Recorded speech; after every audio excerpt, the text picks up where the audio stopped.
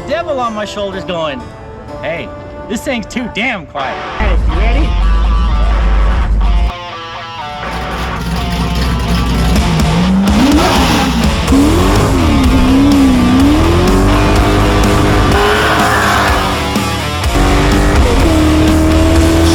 Jump in this thing and see what it'll do.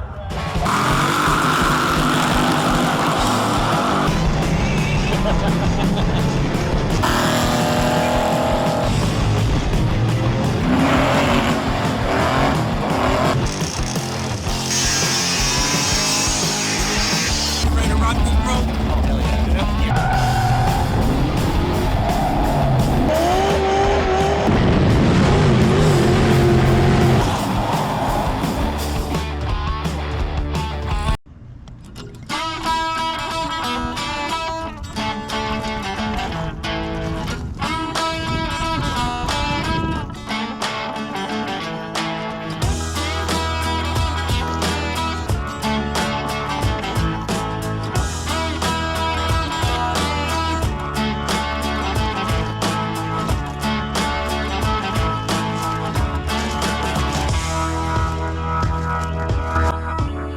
It's yet again another episode with Patina, but I love this car so much. I don't mind having this car in every episode, doing upgrades to it. But, you know, we got to have some variety. Although on this one, we're going to have some variety in exhaust note. So I kind of want best of both worlds. I want it to be nice and mellow and just cruising when, you know, just around neighborhoods and just on the highway, just a nice cruiser. I can have the radio going. And then, but when I kick it in the ass or I want performance, I want the sucker to be loud as hell, right, Derek? Race cars are supposed to be loud, right? Yeah. And this has a full pipes exhaust system on it. You know, the tubing I made, but it's, you know, it's their piping. I have their pipes 3-inch ProFlow turbo mufflers. Problem with that is they are horsepower robbing on a high horsepower engine. Like this engine makes 600 plus horsepower, and I don't care if they're a 3-inch ProFlow or not.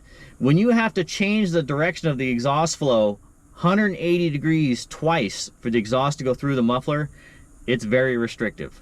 And so I know this thing is killing a ton of power on the top end, and it's killing my exhaust note because all those exhaust pulses are getting jumbled inside that muffler, and what comes out is just noise, but it's quiet noise.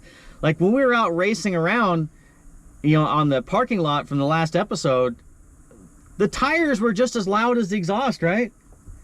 I was just, you hear squealing and then just a little bit of faint like engine noise, and it's like, yeah, that's just, you know, I want more grunt. I want more aggression out of the exhaust. And so we're going to be putting cutouts on it. I want to do like a before and after the cutouts though. So what is it? Oh, wait. We don't even really need to do that. I just thunked of that. Because if it's cutouts, before and after is going to be on a button. So I'm getting the best of both worlds. I don't know why I didn't think of that before. But what we can do is just go for a quick drive and get a rough dB number. We've never done dB in this. Like just me sitting here talking, my voices must be really annoying because it is like 75 dB. Derek, you got a pretty mellow tone. Well, you talk. Okay. Derek, man of many words. Let's see what this thing is. We got to turn the AC off because it's the fan is loud.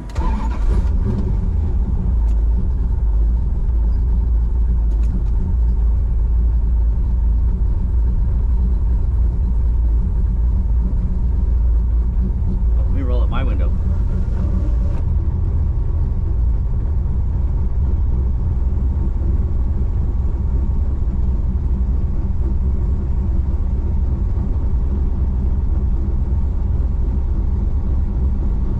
I'm getting 68 to 69. You want to hold that, Derek?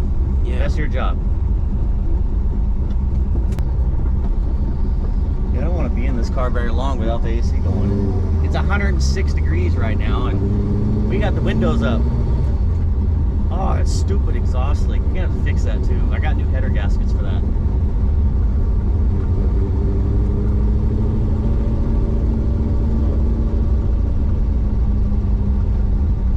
It sounds so much like a lifter tick, but it's not. It's the freaking exhaust. You know what? Let's just head to the garage and put the cutouts on already. It's hot. Sounds good, man. Yeah. We will see you in the garage.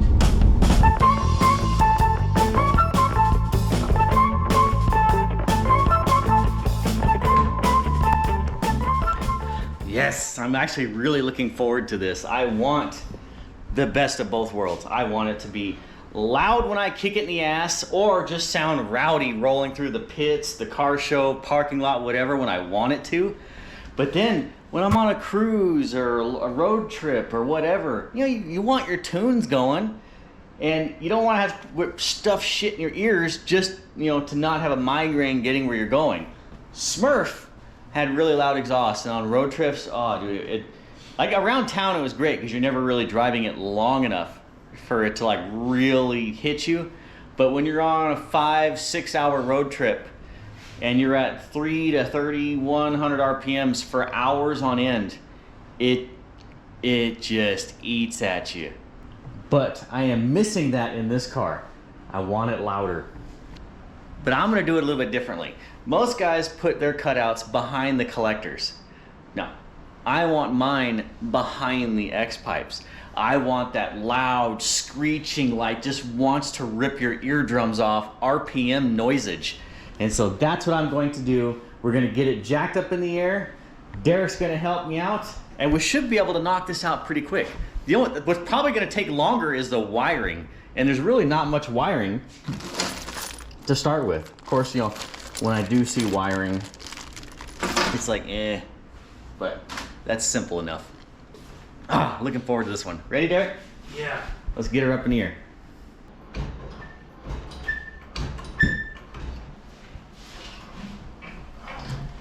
Two-car garage problems. 106, 107 outside, 85 in here. We're gonna tough it out.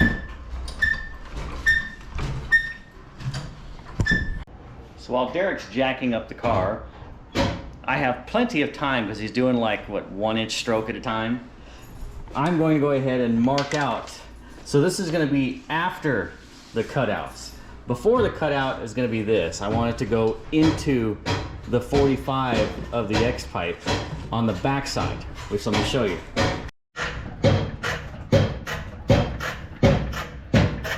Yep.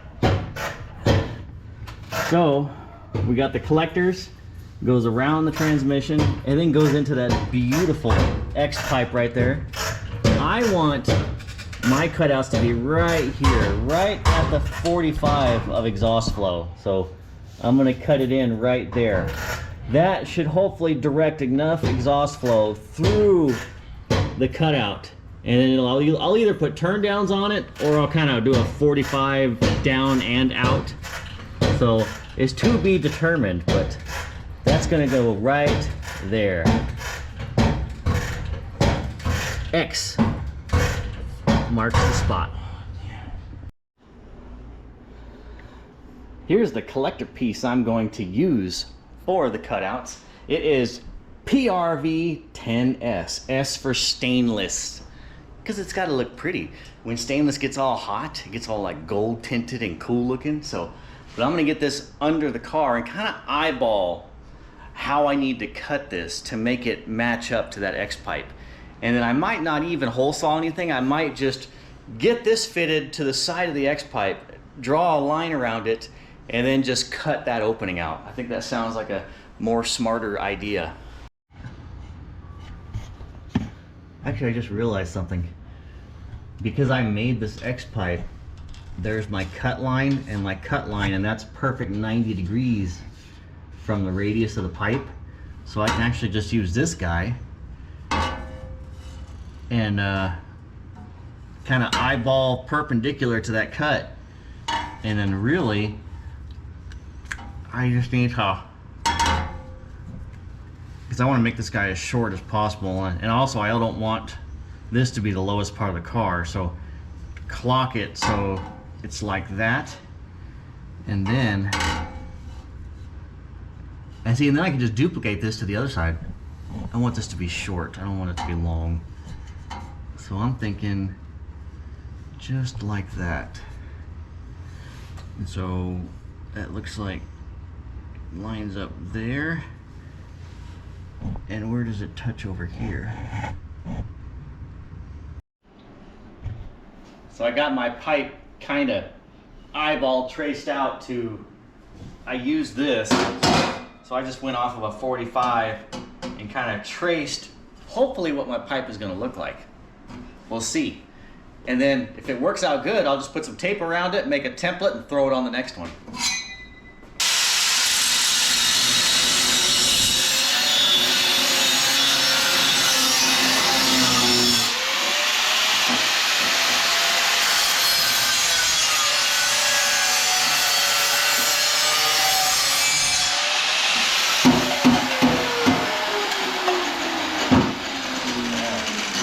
That's gonna kind of how it be.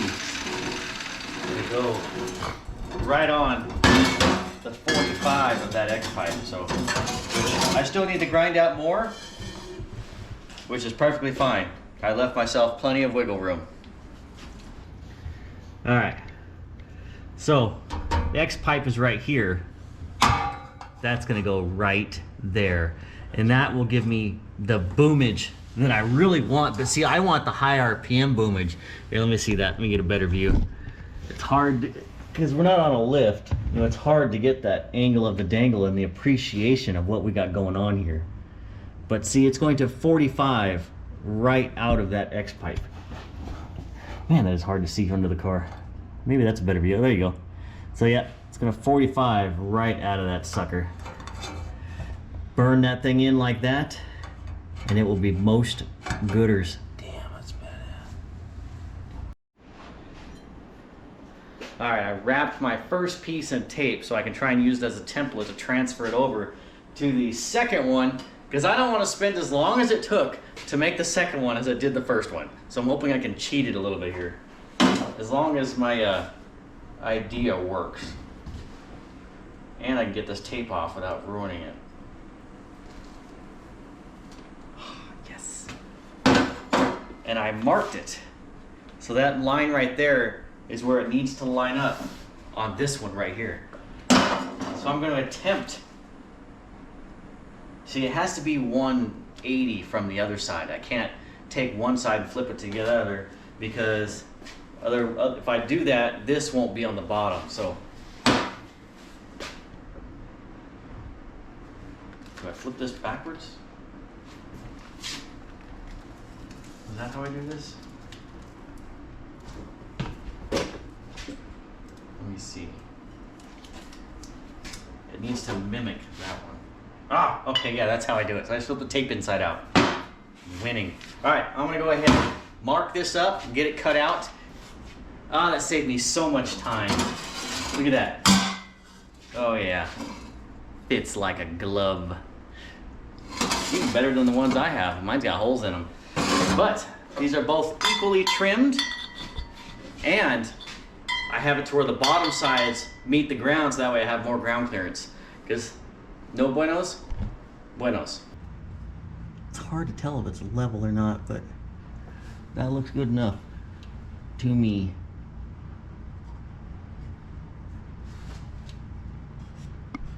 All right, draw my outline.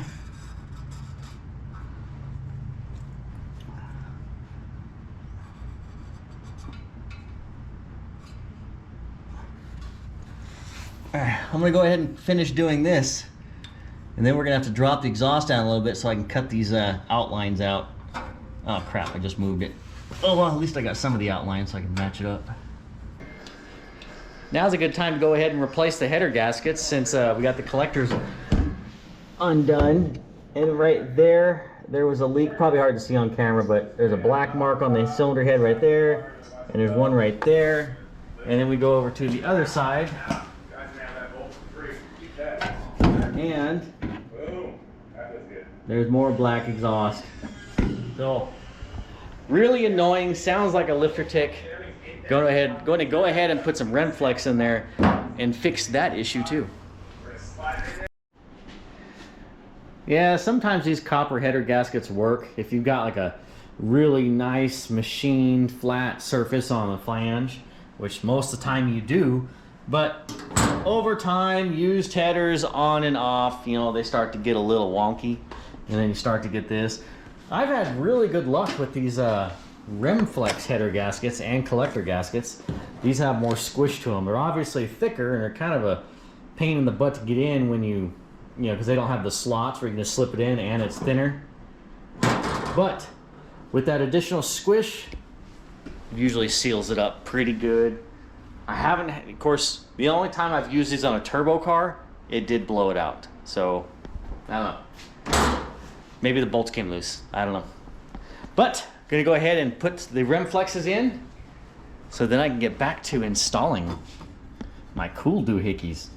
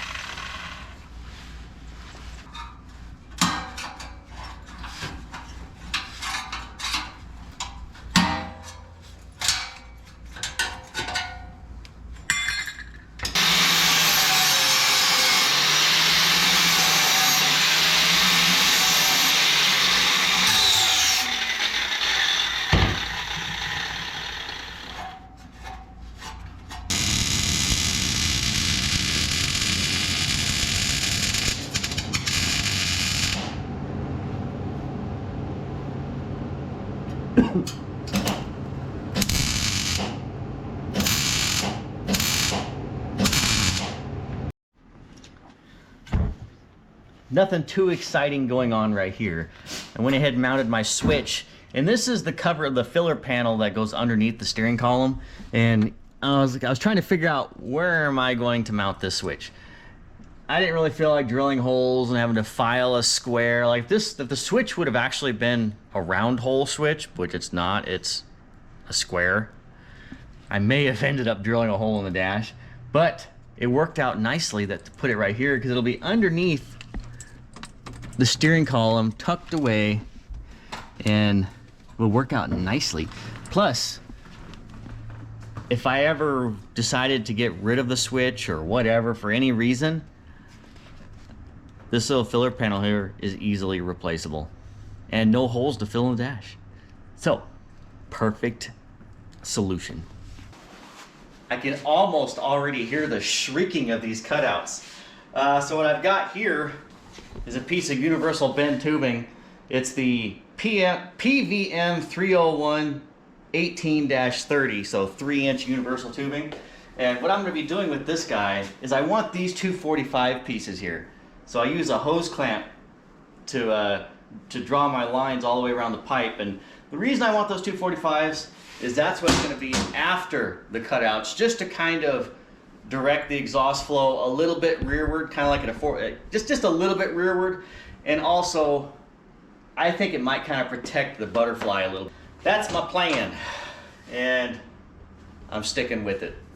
So I'm going to go ahead and cut these guys.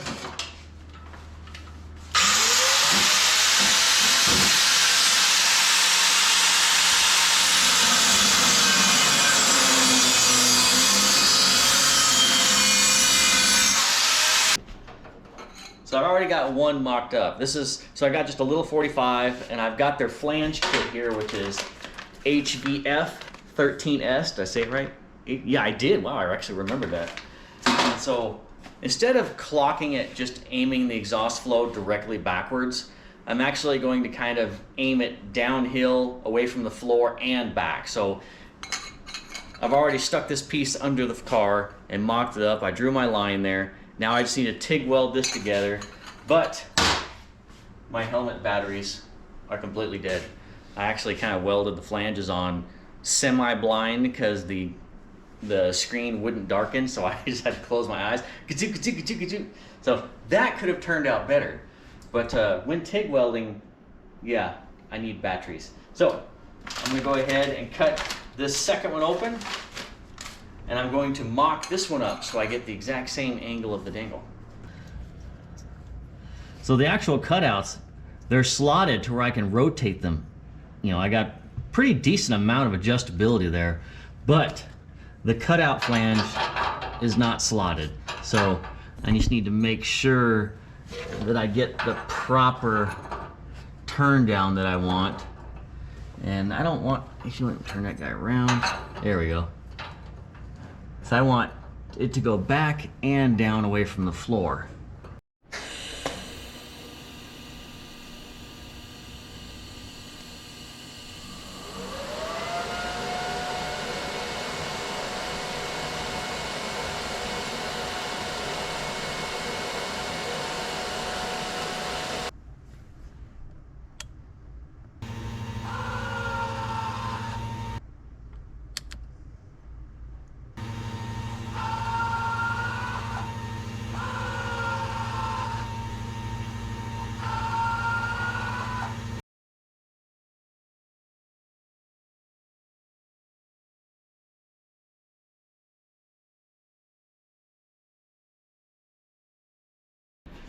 Oh yeah, that butterfly in there, that's controlling the mild and cruising and comfortable car. Click that switch, butterfly opens, and now it's a rowdy and proud and screaming American all over the place. Can't wait to get this thing on the ground and fire it up and just hear the difference. This is gonna be awesome. But there's a few things I gotta do. I gotta tidy up some of the wiring here and there, and I was gonna check the axle bearing. So we're gonna do all that and then get it on the ground and get back to you.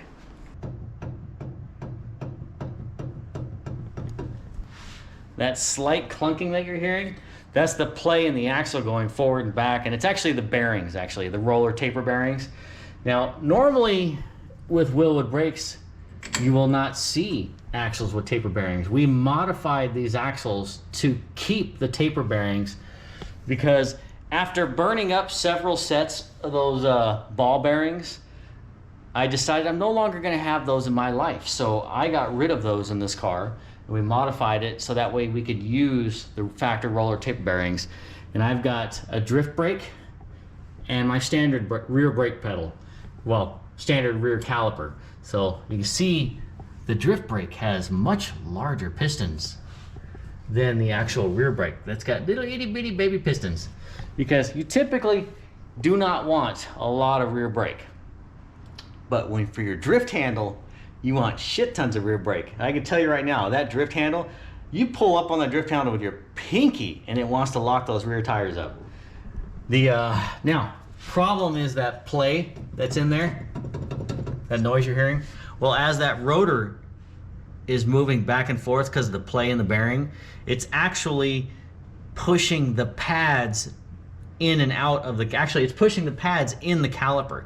So if I make a right-hand turn, you know, the rotor is pushing on the brake pad, which is pushing the piston, and then when I go to hit the brake pedal again, well, the rear brakes don't have a whole lot because they're spongy, because it now has to push the piston back out to meet the rotor, which is why Willwood and a lot of aftermarket companies make you convert over to ball bearings, because that takes adjustment out of the equation. But the ball bearings, you can see that in an earlier video that I've had made before. All I'm going to do is get it to where there's, tighten it up just enough to where there's no play. And then my brake pedal will stay nice and rock hard. And then I need to adjust my e-brake a little bit, because there wasn't really a whole lot of e-brake.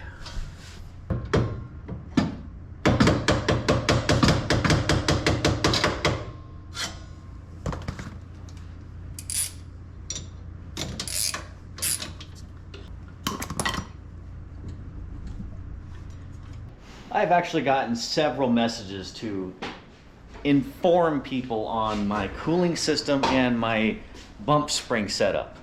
So I'm gonna go ahead and do that right now. I was gonna try and make a whole video on it, but I'm like, you know what? We can just toss that into this one. And what I have got here to cool this beast, which this is a roughly 600 plus, probably around 620, 625 range, 489 stroker, 11.5 to 1 compression. The compression in the cubic inch is probably the bigger, heat contributors in Las Vegas. actually anywhere really, but here in Las Vegas where it gets 120 degrees recently, it takes a lot to cool that. And so I kind of went overkill on this cooling system because I also want to road race this thing. And sustained RPM for a long period of time versus, you know, drag racing where, you know, we'll just go full Toretto 10 seconds at a time. You know, you don't really need a whole lot of cooling for 10 seconds. But when you're road racing for, say, 20, 30 minutes at a time, you need as much as you can get.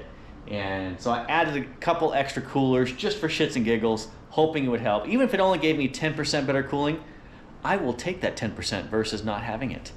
And this is what I did. So I welded two bungs. There's a bung on the top tank and there's a bung on the bottom tank. The coolant, the hot coolant, obviously comes out the radiator hose into the top tank and then it circulates through the core. Well, some of that coolant will travel through here. This is a radiator that was given to me. It's for like a racing go-kart, like those 250 shifter cart type deals.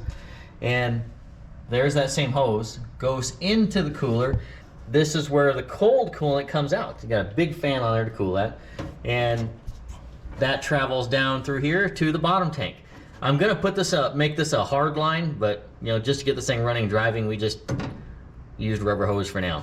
So that bung goes into, actually let me try and get a shot of this right here. There we go. Now we got some proper lightage. So then the cold coolant comes in, travels in, goes through a 180 degree AN hose end, and then into the bung on the bottom of the tank, right next to the outlet for the lower tank that goes into the engine. Now this car has a vintage air setup, and so all the hoses and AC stuff runs through the inner fender, which I want to redo that, but it works, it's functional right now, and that's what came with the kit when I did it years ago, so I just kind of left it. But I really want to redo it because, you know, even vintage air just used all rubber hose, and then they had you zip tie it to the inner fender. So I at least used some Adele clamps.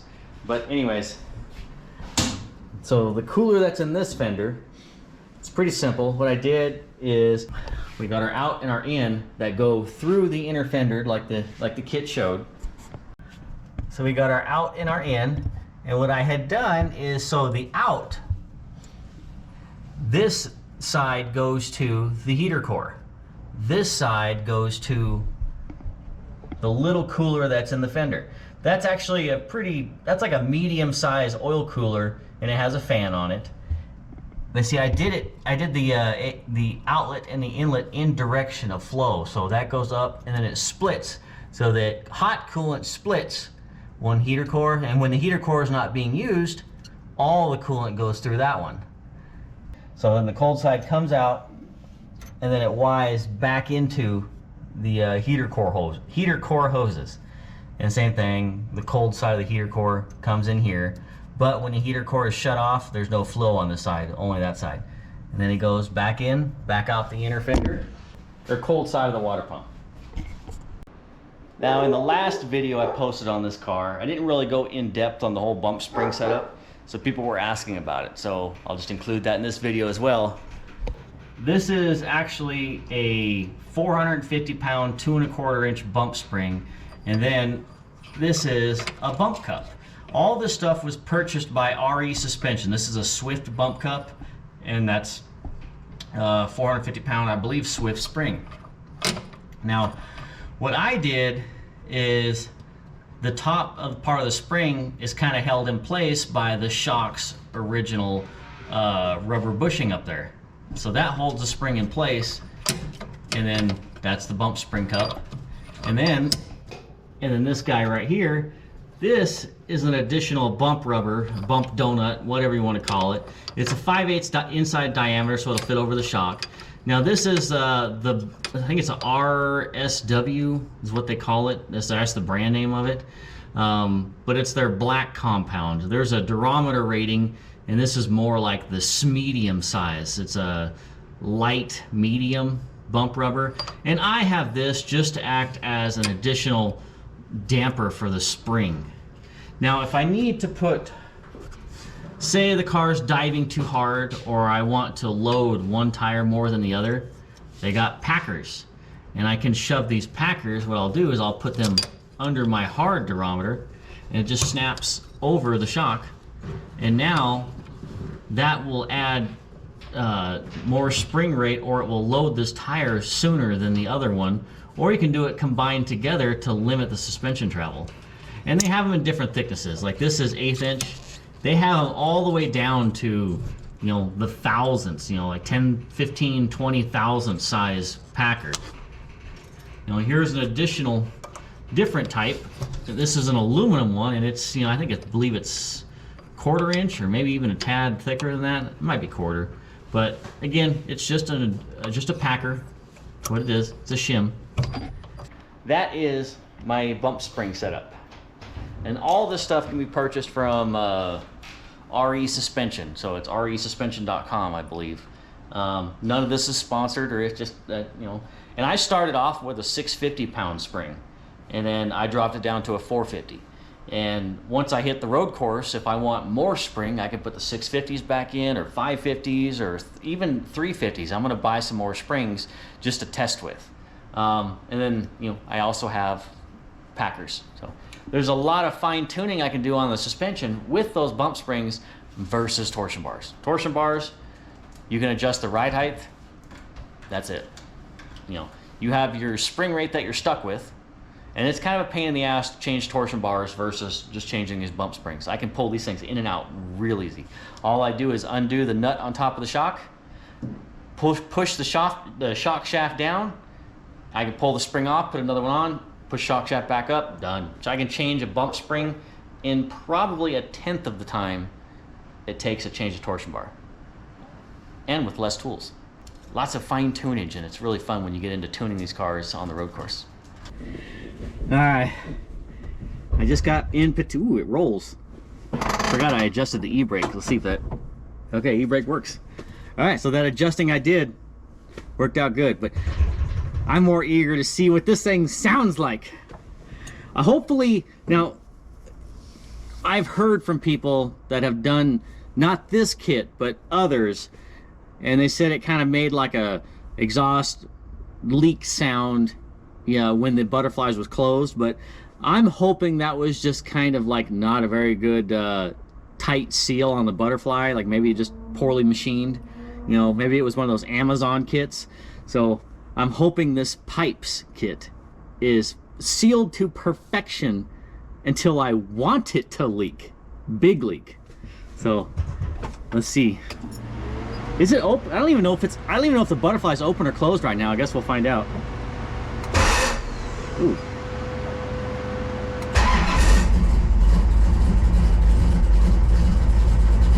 Little starter mesh there. So obviously the exhaust is closed, and it sounds like it did before. Does it sound like it did before? Yeah. All right, you ready?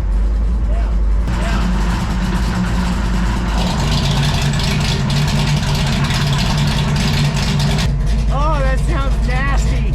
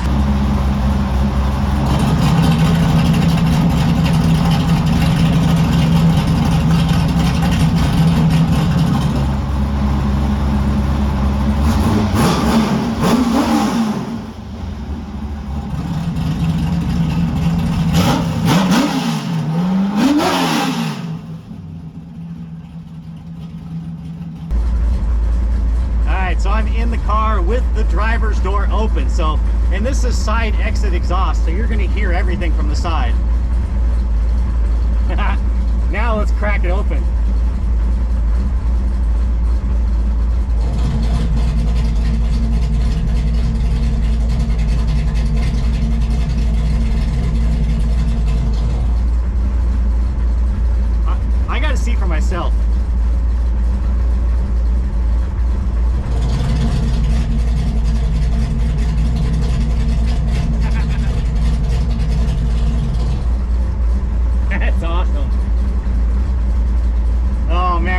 drive this thing. So we're gonna take it out for a road trip here in just a little bit.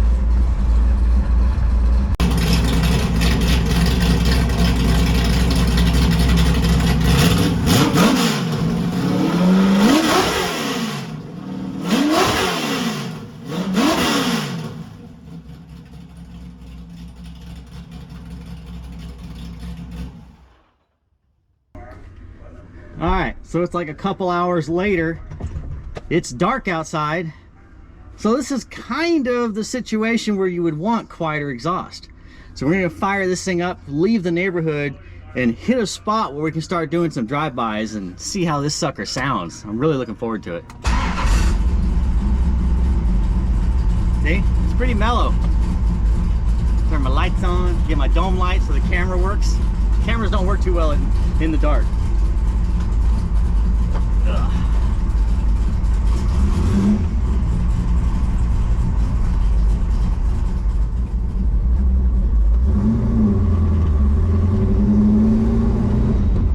Oh, nice and quiet. Oh, we put the new header gaskets on too, so I don't have to listen to that damn lifter tick no more. Or wannabe lifter tick. Imitation lifter tick.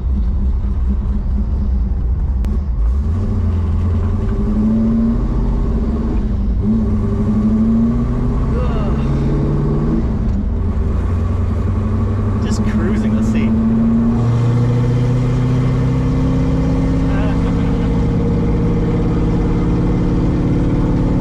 It's definitely louder.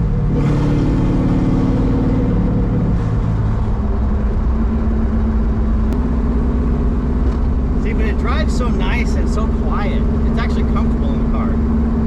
Let's see.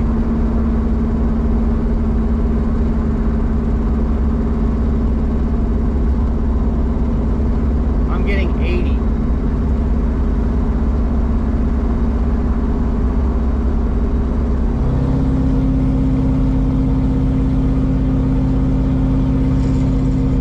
Now it's 90.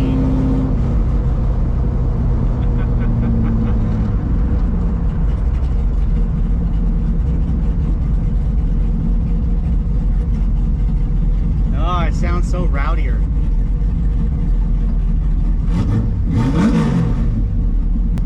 The only bad thing about playing around at night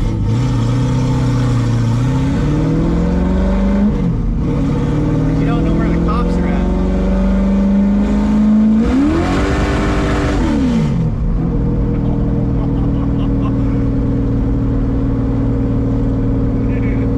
I like it.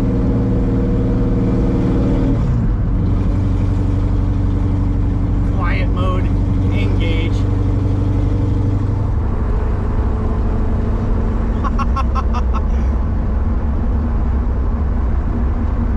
No, it's still running. It's just that much quieter.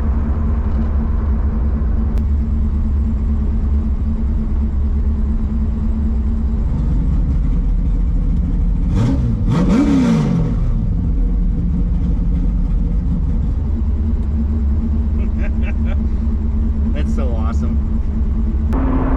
This thing just cruises so nice.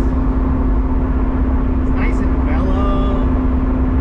If I turn the radio on, I don't have to have it real loud.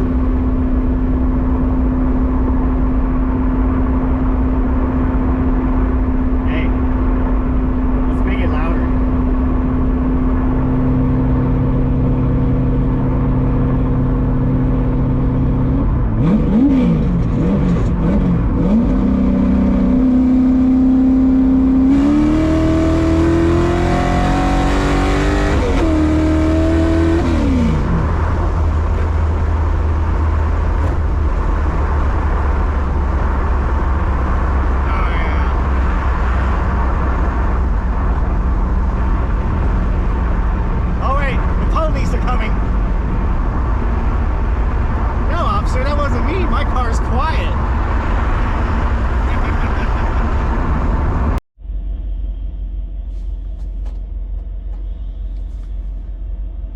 This is probably my damn it Derek moment.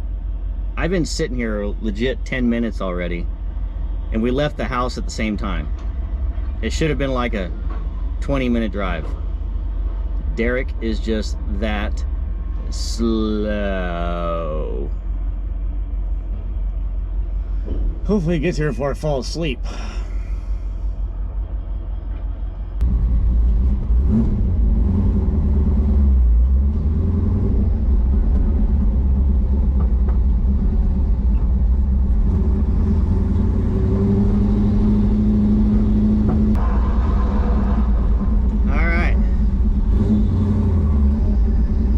Do my first drive-by with the exhaust closed.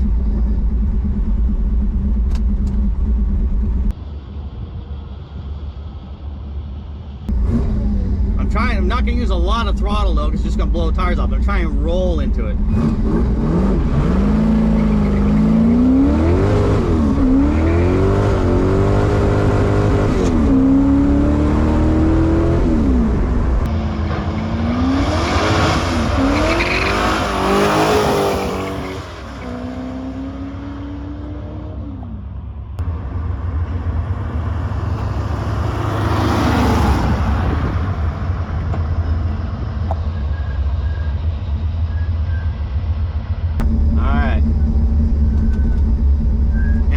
Hit the cutouts.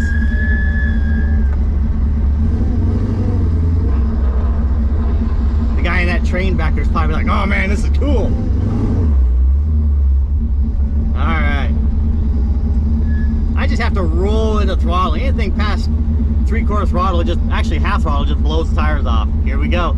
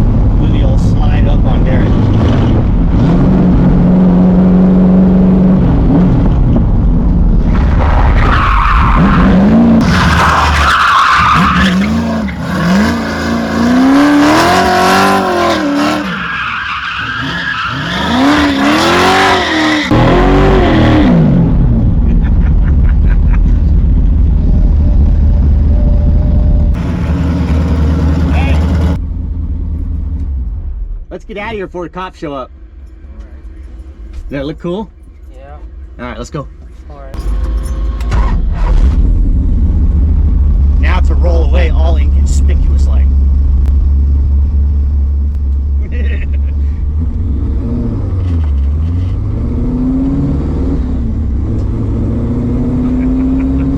Oh, shit's cool.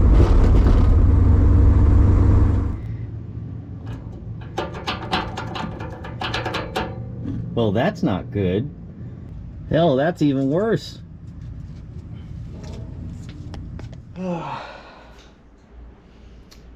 So I'm kind of in a predicament right now, you know. I want to rep aftermarket parts to you guys and be honest about them. You know, I want to, because I would be upset if I was listening to someone that I was following as this was a great product. I bought it, and it turned out to be a piece of crap. So, this is where I'm kind of stuck. And there's a good and a bad out of this, and hopefully I'm not going to, you know, upset Pipes about this, but you know, this could have just been a fluke thing. I mean, the motor literally fell off. It fell off within 15 miles. See how clean the backside is? So pretty much the whole time I was doing those drive-bys and all that, and the little drifty deal in the parking lot, that was only one cutout working. That wasn't both cutouts, that was just one. Because the second one, as we were leaving, I could hear something dangling and hitting the ground. And I heard that once before on the second pass. Well, come to find out, it was the electric motor was on the ground. You can see it's all chewed up. It still works, but you know, it was on the ground. I caught it. Now, I contacted Pipes and told them the situation, what had happened. And this is where I'm hoping this will look good on their end. They immediately said, oh, we're really sorry about that. It must have just been a fluke part. And they sent me out another one immediately.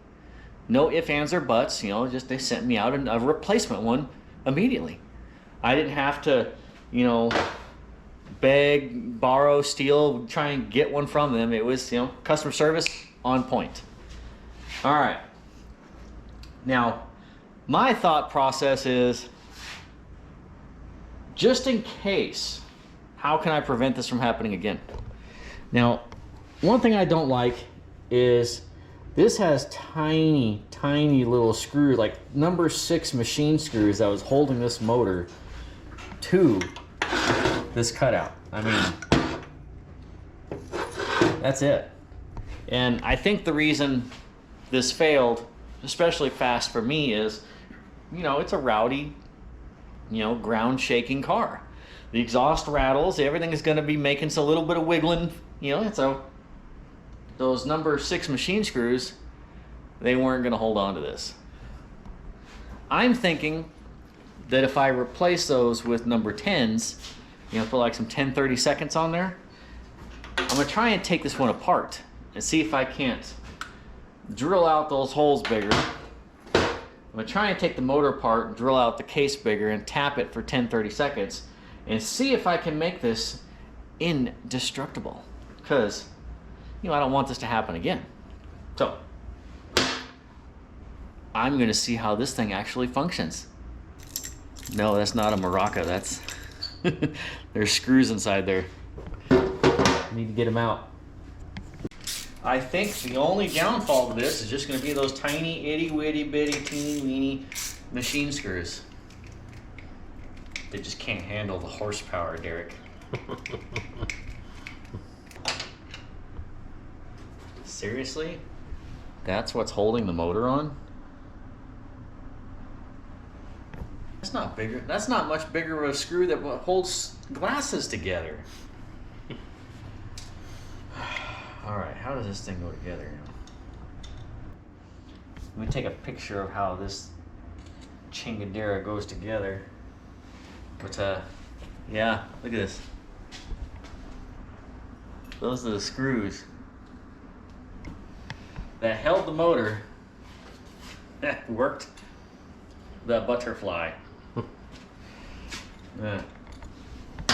So I think 10-30 seconds might be a little big for that electric motor, but I know we can get 8-30 seconds on there. So we're gonna upgrade this from, I think that's a 6.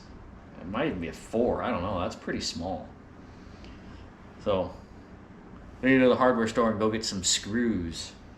And notice I said screws and not bolts. All right, I'm gonna go ahead and drill out this to the larger 8/32 size.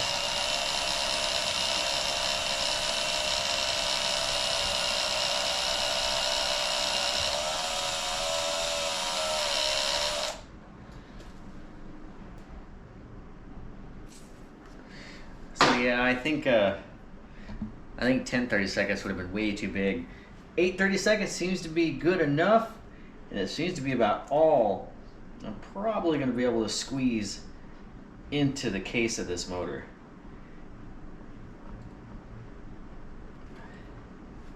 So I'm going to finish getting my new drill holes tapped out for the larger 8/32 screws, See if I can't bolt this sucker back together. Yeah, let me just show you a comparison here of the old screw versus the new. Well, damn, the new screws or the old screws are so freaking tiny. It can. All right. Look at the meat on that guy there. New screw, old screw. That should hold up. Red Loctite. And I got one screw in. This would be number 2. And it seems to be working perfectly. It's not going to interfere with the gears. So I think this is going to be the ultimate fix.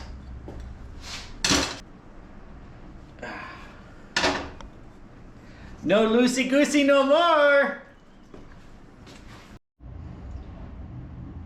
Alright, let's check it out, see if it works. Ah! Now will it close?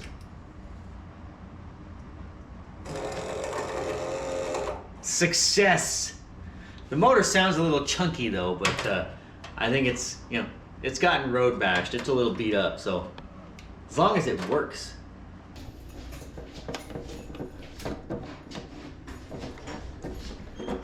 This one hasn't fallen all the way off. At least I did get 200 miles out of this one. Again, the screws just cannot hold up to the vibration. They're just too itty bitty. So even though this motor didn't hit the ground and it's still functional, and I could just screw it back together. We're gonna do the same thing as I did the other one. We're gonna drill it out, tap it, and put larger screws in it. Cause I don't wanna do this another 20 miles later. But see, Pipes did send me another brand new one, but you know, I mean, I'm really grateful that their customer service is on point and they'll send you another one right away. I just want to fix the issue. So maybe on the next version of these, they'll go ahead and put larger hardware in it and these things will be awesome. I mean, these things work great. They're cool. Just needs larger bolts.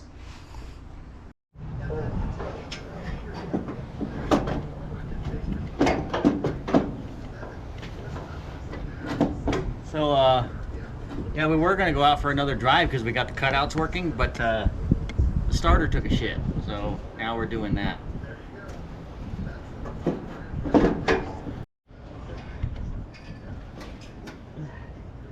One good thing about patina is the headers that's on it. I can pull it out through the top just by removing the steering column. Actually, and probably a good pointer too is, so the way I do my starters, I have a pigtail. So I have a short battery cable with the trigger wire for the solenoid, and this way I can hook it up and then just drop it in place without having to hook up the wires in the in between the headers and the block.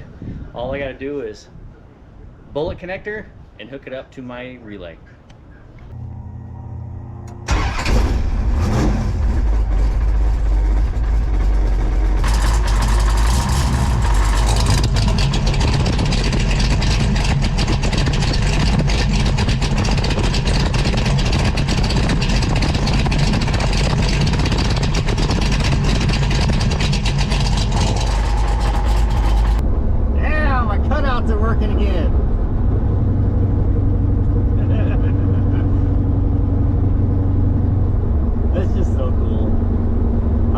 That the larger hardware keeps them working. All I know is I love my cutouts.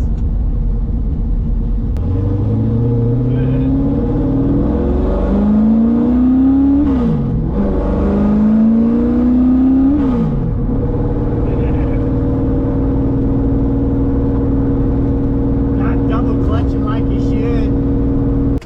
Every shopping center, every parking lot should just have open headers when you fire it up.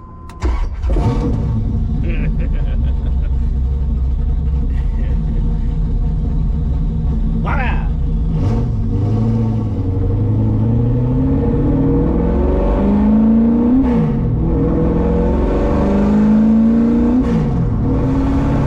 I just love that D-cell sound. You'd think I'd never had open headers before. It's just something different when you can go on a button and go from open headers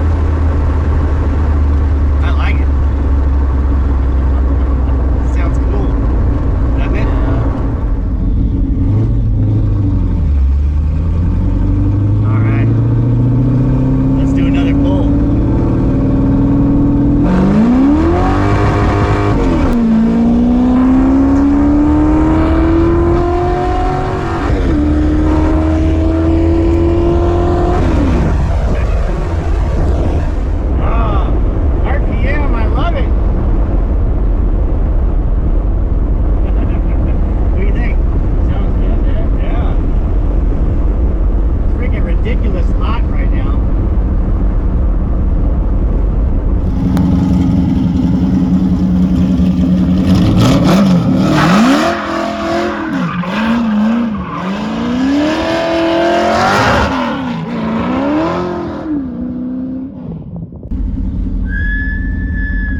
See if I can do the Dulcich bang shifting.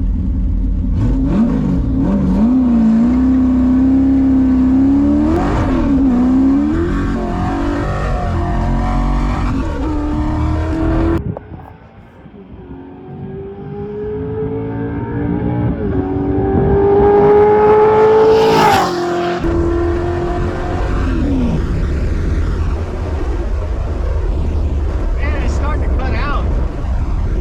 Ah, it's annoying. It's like it's running out of fuel.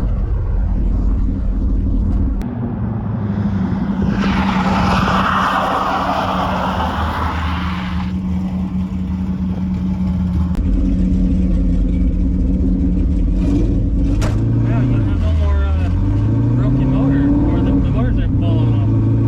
Like the last first time? Well, it's fucking cutting out. Oh, it is. Can you hear it cut down? Yeah. Shut it off. See if they quiet up.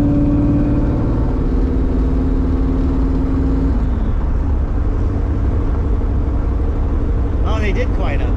Nice.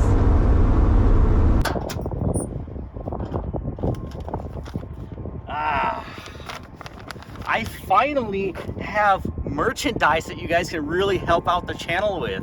So my buddy Charlie Wall made these shirts for me. Rhode Island, what was it? Rhode Island Performance or Rhode Island Ink? I can't remember. I'll link it in the video.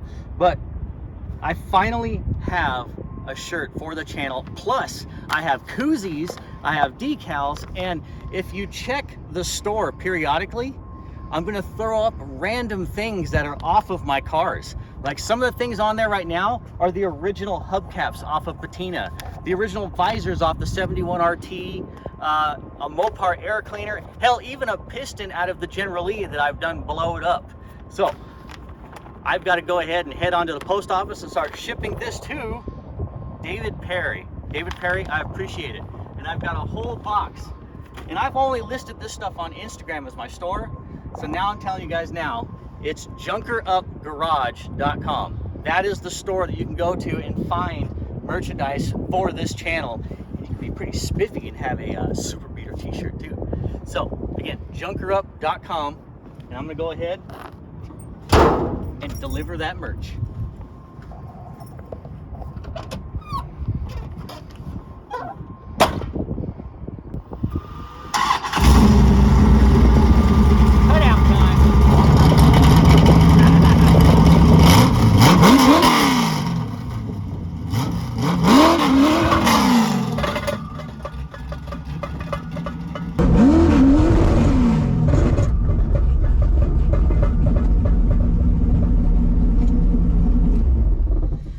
Well, we found a weak link.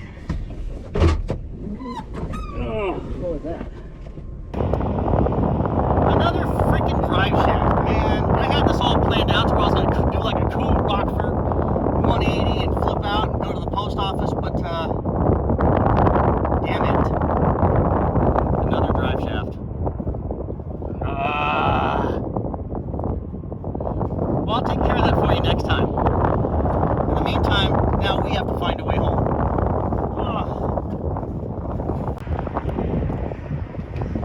Unfortunately, Derek, we had to call this guy.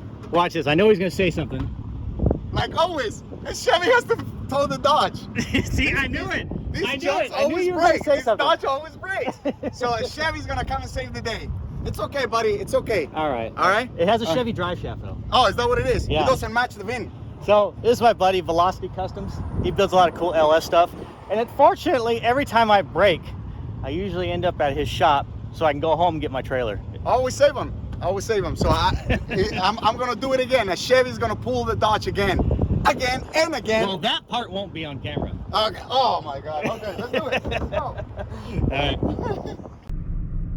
You know we're not so cool looking now.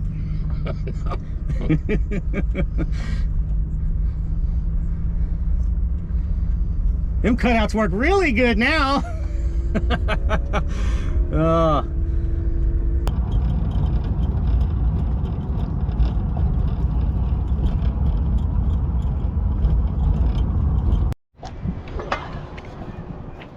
Derek, we gotta hurry up and get these items to the post office or we're gonna lose the store.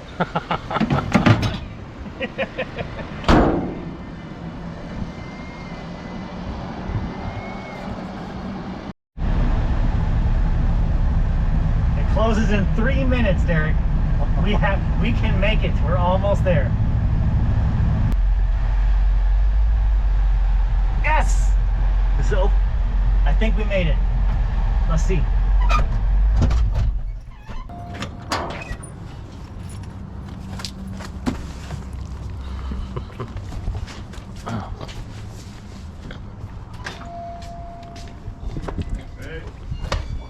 Thought she was gonna be closed.